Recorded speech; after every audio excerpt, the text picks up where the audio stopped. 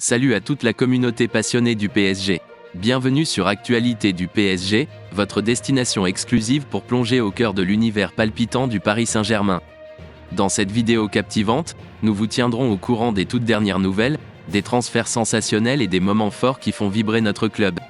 Attachez-vous, car nous vous emmenons dans les coulisses palpitantes du PSG. N'oubliez pas de vous abonner et d'activer la cloche pour être sûr de ne rien manquer. C'est le moment de plonger dans le monde enivrant du Paris Saint-Germain.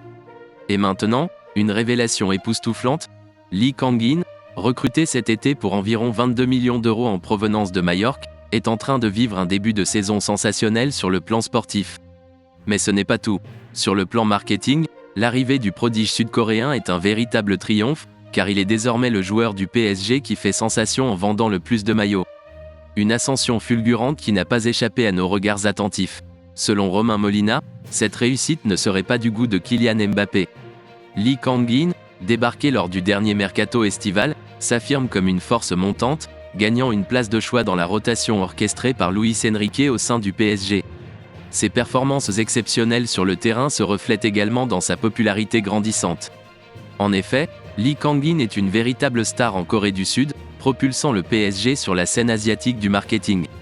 En quelques mois seulement, l'ancien joueur de Majorque, fraîchement auréolé de sa victoire aux Jeux asiatiques, devient le Parisien qui écoule le plus de maillots dans le monde, surpassant même le renommé Kylian Mbappé. Une situation qui, selon Romain Molina, ne serait pas du goût du capitaine des Bleus. Est-ce de la jalousie qui pointe chez Mbappé ? Romain Molina s'interroge avec humour. J'ai bien ri en lisant l'article affirmant que Mbappé vendait moins de maillots que Lee Kang-in.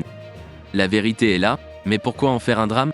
S'il commence à être jaloux de ça, que se passera-t-il quand il jouera aux côtés de Bellingham et Vinicius ? C'est peut-être plus que lui, ce sont aussi les personnes autour de lui.